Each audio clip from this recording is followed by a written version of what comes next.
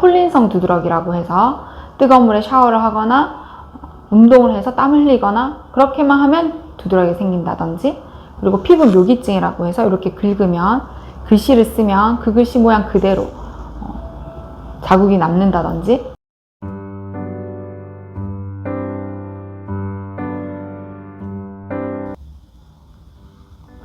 안녕하세요. 진심 어린 공감으로 몸과 마음을 치유하는 참다운 한의원 한방부인과 전문의 한의학 박사 박영애 원장입니다.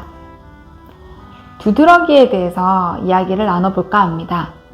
두드러기는 전 세계 인구의 15에서 30%가 경험한다고 하는데요. 10명 중에 서너 명이 경험을 한다고 하니 굉장히 흔한 질환이고요. 두드러기는 급성과 만성으로 분류되는데요. 분류 기준은 6주입니다. 두드러기 원인이 무엇일까요? 원인은 급성 두드러기 같은 경우는 음식이 원인인 경우가 많고요. 만성인 경우는 한랭 알러지, 즉 아주 차가운 온도에 노출되었을 때 두드러기가 생긴다든지, 얼음을 얹어보면 확인할 수 있겠죠.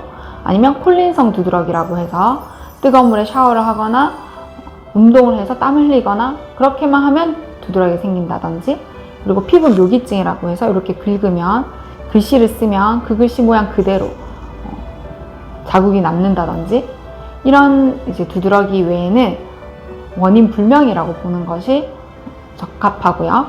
피부과 치료는 항히스타민제입니다. 이 항히스타민제라는 거는 항알러지 약이라고 생각하시면 되는데요. 이 알러지 증상을 완화시켜주는 약이고, 그렇게 위험하지 않다고 해서 피부과나 이비인후과에서 비염 치료할 때나 굉장히 많이 쓰는 약물입니다. 그런데 중요한 것은 이 항히스타민제가 많이 해롭진 않지만 이 약에만 의존을 하고 이 약을 평생 먹어야 한다든지, 이런 부분 때문에 괴로워서 한의원을 찾는 분들이 많은데요. 한의학적으로는 음식과 전혀 관련이 없다고 볼 수가 없습니다. 참다운 한의원 유튜브 채널에 보시면 자기 체질에 맞는 음식이 있습니다. 자기 체질에 맞지 않는 음식을 과식하게 되면 그것도 두드러기의 원인이 될 수가 있고요. 그리고 내 몸속에 이 위와 장의 상태가 좋지 않으면 그것도 두드러기가 될 수 있습니다. 특히 역류성 식도염을 가지고 있는 분들 중에 두드러기 굉장히 많이 관찰되었고요. 만성 위염이나 위축성 위염에도 두드러기가 생길 수 있습니다. 한의학적으로 내 몸의 속이 건강해야 피부도 깨끗하겠죠. 그리고 폐, 호흡기, 피부, 대장은 서로서로 연관성이 있기 때문에 이 두드러기를 치료하기 위해서 식이의 제한은 반드시 필요합니다. 하지만 이 식이의 제한이라는 것은 그 사람의 체질에 따라서 무엇을 피해야 할지와 무엇을 먹어야 될지가 달라질 수 있겠죠.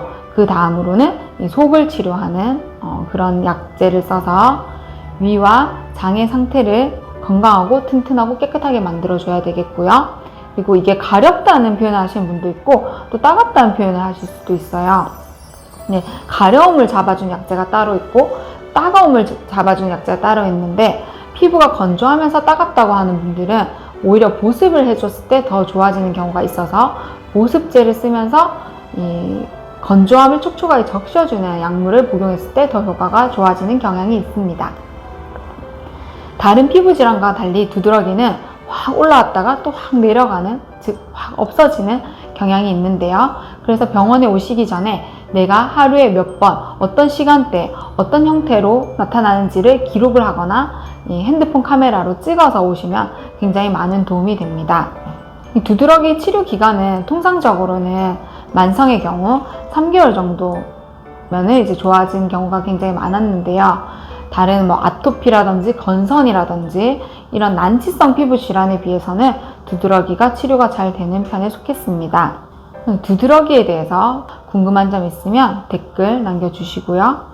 이 영상이 도움이 되셨다면 구독, 좋아요, 알람 설정까지 부탁드립니다. 감사합니다.